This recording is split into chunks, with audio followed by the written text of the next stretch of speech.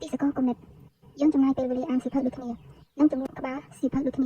ាតែការជ្រួតជ្រាបទទួលបានចំណេះដឹងពីសៀវភៅគឺវាពុំដូចគ្នាឡើយអ្នកអានខ្លះមានសមត្ថភាពពិចារណាខ្ពស់ជាងអ្នកនិពន្ធគំនិតអ្នកនិពន្ធខ្លះជាគំនិតសាមញ្ញតែបើកម្រិតសមត្ថភាពនេះអ្នកអានខ្ពស់វានឹងធ្វើឲ្យគំនិតសាមញ្ញផ្ដុំសាច់ផ្ដុំឈាមឆ្លើយទៅជាគំនិតអស្ចារ្យដូច្នេះហើយបានជាយើងជាអ្នកអាន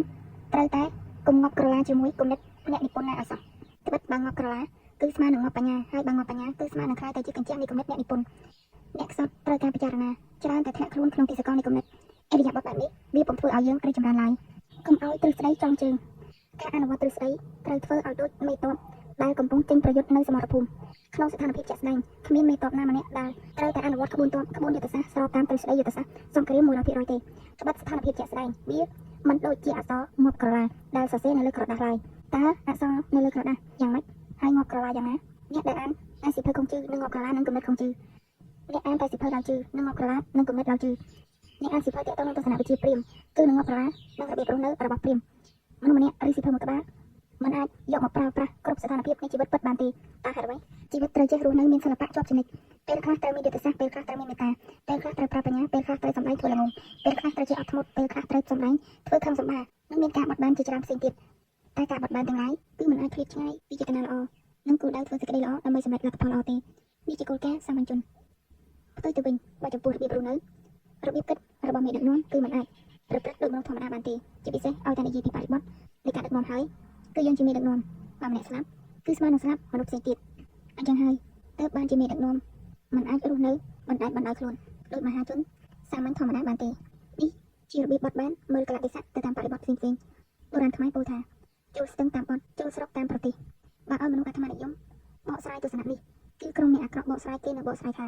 ត្រូវចេះបត់បែនគ្រប់កលៈទេសៈជាទស្សនៈខ្ញុំការបត់បែនត្រូវគិតលក្ខណៈពីរយ៉ាងគឺទី1លទ្ធផលនិងទី2ដំណើរការបត់បែនដោយមើលលើលទ្ធផលគឺមានន័យថាបត់បែនអាក្រក់ខ្លះតែសំខាន់ឲ្យទទួលលទ្ធផលល្អហើយលទ្ធផលល្អត្រូវតែជាលទ្ធផលសម្រាប់ប្រយោជន៍រួមនិងសម្រាប់មនុស្សទាំងអស់គ្នាធ្វើអាក្រក់បានខ្លះតែកុំធ្វើរឿងអាក្រក់ដើម្បីខ្លួនឯងការបត់បែនដោយឈរលើដំណើរការខ្ញុំចង់សម្ដៅទៅលើសកម្មភាពអាក្រក់តែផ្លែផ្កាល្អឧទាហរណ៍ពេលមានគ្រោះរាំងស្ងួតចៅហ្វាយស្រុកបានទិញម៉ាស៊ីនបូមទឹកក្នុងដំណើរការប្រតិបត្តិការបូមទឹកបញ្ចូលស្រែជូនប្រជាពលរដ្ឋអស់ទឹកប្រាក់ចំនួន$10,000ដែលចំនួនលុយ$10,000នេះគឺអាចទិញស្រូវជូនប្រជាពលរដ្ឋហូបបានក្នុងរយៈពេល5ឆ្នាំក្នុងមួយគ្រួសារយើងអាចចោទជាសំណួរសួរថាហេតុអ្វីមិនយកលុយ$10,000ទិញស្រូវជូនប្រជាពលរដ្ឋឲ្យតែមនុស្សចេះតស៊ូគឺនឹងរកបានយូរបង្រៀនឲ្យចេះស្ទូចត្រីនិងធ្វើឲ្យមនុស្សមានត្រីហូបរហូតនេះជាទំនាក់ទំនងរវាងដំណើរការនិងលទ្ធផលទស្សនៈមួយទៀតក្នុងទ្រឹស្ដីពុទ្ធនិយមអំពីសច្ចៈខន្តីនិងកតញ្ញូតាមពិតអ្វីៗក៏ព្រះពុទ្ធត្រាស់ដឹងដែរហើយខ្ញុំគោរពសាសនាព្រះពុទ្ធតាំងពីតូចជាការយល់ឃើញជាក់ស្ដែងនៃទស្សនៈខ្ញុំផ្ទាល់ព្រះពុទ្ធសាសនាជាគោលការណ៍សម្រាប់មនុស្សសាមញ្ញអនុវត្តនិងប្រតិបត្តិតែសម្រាប់មេដឹកនាំឬក្សត្រវិញបើយកគោលការណ៍ទ្រឹស្ដីពុទ្ធនិយមមកដឹកនាំគឺងាយនឹងចាញ់សត្រូវណាស់ឧទាហរណ៍ចាស់ខ្លះចំនួនមុនខ្ញុំមិនច្បាស់ដឹងថាចំនួនណាទេគឺបំផុសទស្សនៈចាញ់ជាព្រះឈ្នះជាមារតែទ្រឹស្ដីនេះគ្មានបង្រៀនក្នុងគោលការណ៍ពុទ្ធនិយមទេប៉ុន្តែបើមើលលទ្ធផលជាក់ស្ដែងគឺឃើញមានសកម្មភាពព្រះពុទ្ធមិនតបតជាមួយមាររហូតដល់ឈ្នះមែននេះហៅថាធ្វើចាញ់ដើម្បីឈ្នះតែក្នុងស្ថានភាពប្រវត្តិសាស្ត្រខ្មែរយើងកន្លងមកមិនមែនធ្វើចាញ់ដើម្បីឈ្នះទេគឺបានចាញ់មែនទែនគឺចាញ់រហូតគោលការណ៍សច្ចៈខន្តីនិងកតញ្ញូគឺត្រូវរក្សាលំដាប់លំដោយបែបនេះហើយសច្ចៈគឺជាកូនបងរីឯខន្តីគឺជាកូនបន្ទាប់និងកតញ្ញូជាកូនចុងក្រោយប៉ុន្តែបើយើងបានសិក្សាទ្រឹស្ដីឬគំនិតក្នុងធម្មជាតិឲ្យស៊ីជម្រៅជាងនេះបន្តិចយើងនឹងឃើញមានបងធំរបស់គោលការណ៍សច្ចៈខន្តីនិងកតញ្ញូតើនរណាជាបងធំរបស់គោលការណ៍សច្ចៈខន្តីនិងកតញ្ញូបងធំបំផុតគឺអហិង្សានេះជាគោលការណ៍ធំបំផុតក្នុងលោកដែលមហាថ្មគន្ធីប្រើប្រាស់ក្នុងការទាមទារឥណ្ឌាពីអាណានិគមអង់គ្លេសតើអ្វីជាគោលការណ៍អហិង្សាខ្ញុំសូមលើកឧទាហរណ៍ជាក់ស្ដែងមកបង្ហាញដែលមានទស្សនៈខុសជឿទស្សនៈក្នុងរឿងបាហូបាលីក្នុងរឿងសាមកុករឿងសច្ចៈចោលនឹងឈ្មោះថ្ងៃមួយសិស្សរបស់ខុសជឿបានសួរទៅខុសជឿថាតើបើឪពុកខ្ញុំចង់វាយខ្ញុំឲ្យស្លាប់តើខ្ញុំគួររកដែរទេខុសជឿសួរវិញថាចុះឯងគិតមើលតើគួររកដែរឬទេសិស្សតបថាក្នុងនាមជាកូនកតញ្ញូពុំគួររកទេពីព្រោះបើរត់គឺអកតញ្ញូហើយខុសជឿតបភ្លាមថា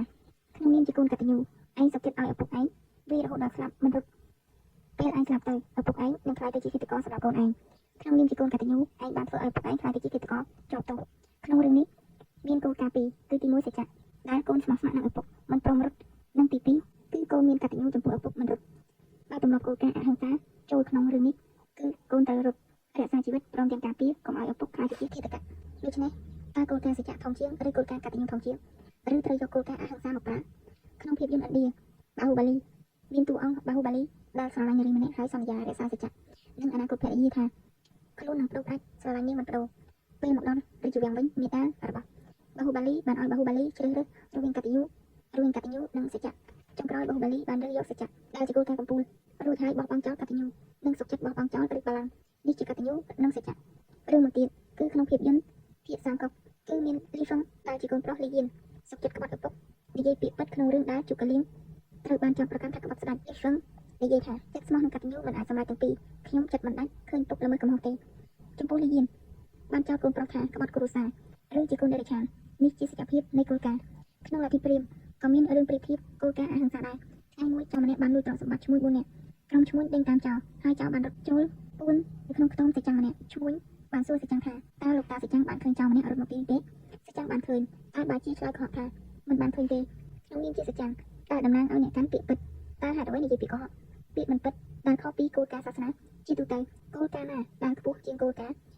អហិង្សាជាទូទៅគ្មានគោលការណ៍ណាដែលខ្ពស់ជាងគោលការណ៍អហិង្សាទេគោលការណ៍រក្សាជីវិតសត្វលោកគឺសំខាន់ខ្លាំងណាស់ត្បិតបើគ្មានជីវិតទេតើមានឱកាសឯណាដែលអាចប្រកាន់នៅគោលការណ៍សច្ចៈខន្តីនិងកតញ្ញូបាននោះនេះហើយដែលជាខ្លឹមសារនៃគោលការណ៍អហិង្សាជាបងធំគោលការណ៍សច្ចៈក្នុងទ្រឹស្ដីពុទ្ធនិយមបានលើកឡើងពីការនិយាយក្នុងការគួរពាក្យពិតមានប្រយោជន៍ពេលខ្លះបើចាំការគួរគឺមានន័យថាហួសខន្តីហួសរហូតដល់អង្គខ្លាយទៅជាបាយក្នុងទ្រឹស្ដីសង្គ្រាមក៏អញ្ចឹងដែរមេដឹកនាំឆ្លាតមិនសរសើរមេទ័ពណាដែលសម្រាប់សត្រូវហិង្សាបានច្រើនទេតែសរសើរមេទ័ពណាដែលការពាររាជមិនឲ្យសត្រូវសម្លាប់បានច្រើនមានន័យថាការពារជីវិតបានច្រើនគឺមានគុណសម្បត្តិជាងសម្រាប់ជីវិតបានច្រើននិយាយដល់ខ្លីគោលការណ៍នៃការនិយាយស្ដីឬខន្តីនេះគឺសម្រាប់មនុស្សសាមញ្ញប៉ុណ្ណោះខន្តីដូចសត្វកង្កែបគឺស្លាប់ខ្លួនព្រោះប្រកែស៊ូនិងអត់ធ្មត់គោលការណ៍ទាំងនេះជាទស្សនៈសម្រាប់ពិចារណាប៉ុណ្ណោះហើយខ្ញុំគ្មានចេតនាប្រើប្រាស់គោលការណ៍ណាមួយយកឈ្នះឬផ្ចាញ់គោលការណ៍ណាមួយទេប៉ុន្តែក្នុងនាមយើងជាមនុស្សបើទោះបីស្ថិតក្នុងសង្គមណាក៏ដោយត្រូវរស់ចេះគិតគូរអ្នកក្រោយនិងដឹងការត្រូវនិយាយពាក្យពិតរក្សាជីវិតសង្គមយូរអង្វែងបើត្រឹមតែមួយរស់ខ្លួនឯងប្រើគោលការណ៍ទៀតបានតែបើចង់រស់នៅសង្គ្រោះអ្នកដទៃជួបផ្លូវដល់អ្នកក្រោយត្រូវរស់ឲ្យហួសគោលការណ៍ទៀតខ្លះគិតរឿងធំមើលរឿងវែងឆ្ងាយសរុបចុងក្រោយអ្នកអានក៏អញ្ចឹងដែរត្រូវចេះអានដល់ពិចារណាដឹងគោលការណ៍ណាប្រើមុនគោលការណ៍ណាប្រើក្រោយនិងកុំឲ្យគោលការណ៍ខ្លះចងជើងយើងបានឲ្យសោះសូមយកការពិចារណាជាធំតែកុំយកអារម្មណ៍ស្អប់ស្រឡាញ់មកដាក់មុខនេះជាការប្រៀបធៀបក្នុងន័យពិចារណាតែគ្មានន័យបង្អាប់បណ្ដោះអ្នកស្ងប់មានចិត្តខឹងសម្បារីអ្នកខ្លោចផ្សាគឺនឹងជួយចាប់ពីព្រោះតែមានអញឬអ៊ីហ្គោការបន្សុទ្ធចំណេះដឹងនិងព្យាយាមគិតពិចារណាថ្លឹងថ្លែងដោយខ្លួនឯងវាជាដំណើររកឃើញនៅគតិបណ្ឌិតចេះដោយពុំចាំបាច់អានអ្នកដែលធ្លាប់អានសៀវភៅច្រើនអ្នកដែលមានបទពិសោធន៍ជីវិតច្រើនអ្នកដែលមានចំណេះដឹងច្រើនគឺគ្រាន់តែកាន់សៀវភៅនៅនឹងដៃឬទុកសៀវភៅនៅក្បែរខ្លួនក៏ទទួលបានចំណេះដឹងដែរមនុស្សមួយប្រភេទទៀតដែលចេះដោយពុំចាំបាច់កាន់សៀវភៅអានគឺអ្នកនិពន្ធត្បិតគ្រាន់តែកាន់សៀវភៅដែលសរសេរដោយដៃខ្លួនឯងផ្ទាល់គឺអាចដឹងខ្លឹមសារសពគ្រប់អស់ទៅហើយវិធីសាស្ត្រតែមួយគត់ដែលអាចធ្វើឲ្យយើងចេះប្រើពុំចាំបាច់អានលុះត្រាតែយើងជាអ្នកចេះស្រាប់ជាអ្នកនិពន្ធសៀវភៅតែម្ដងដើម្បីចេះស្រាប់លុះត្រាណាតែយើងអានច្រើនមកហើយឬធ្លាប់បានប្រឹងប្រែងចេះចាំច្រើនមកហើយឬក៏បានឆ្លងកាត់នៅការសិក្សាស្រាវជ្រាវច្រើនមករាប់មិនអស់ហើយដែររបៀបមួយទៀតដែលអ្នកប្រើបានគ្រប់កលៈទេសៈយល់ដឹងបានស្ទើរតែគ្រប់ប្រភេទសៀវភៅគឺចេះគោលការណ៍សកល